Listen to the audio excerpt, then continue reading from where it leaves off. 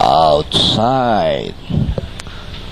900 meters is the voyage. Maiden A.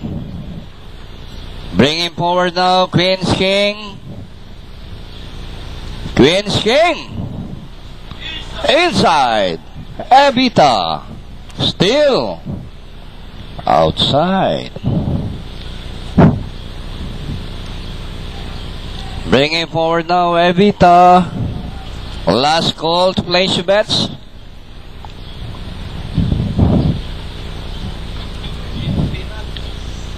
Only 1 and 3. Evita.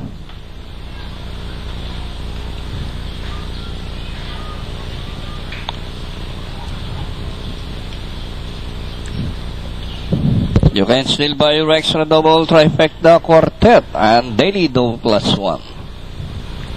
Race number 3 here at Santa Ana Park, the home of sports of kings, where racing is always at its best. Bringing forward now Evita minus the rider, JB Cordoba. They having hard time for entry number 6 Evita to enter stall number 6.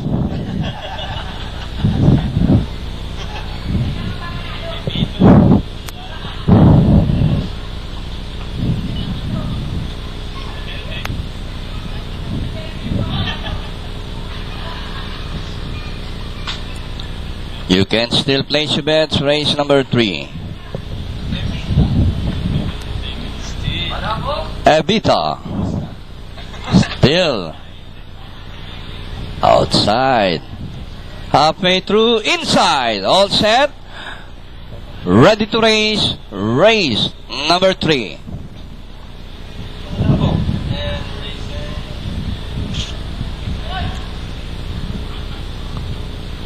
Any moment now, and the race is on. Eagle Swing, pass to begin by Dural's Extra Strong, running in third, Proud Legacy, and running down on the inside, Queen's King Evita, and hitting the last 600 Eagle Swings by Alenkana. Proud Legacy is now running in second, Extra Strong running in third, then comes Queen's King and Evita, rounding the far turn, Eagle Swings by ahead, Proud Legacy is on the outside, Extra Strong running in third by some 2 lengths, Queen's King and Evita.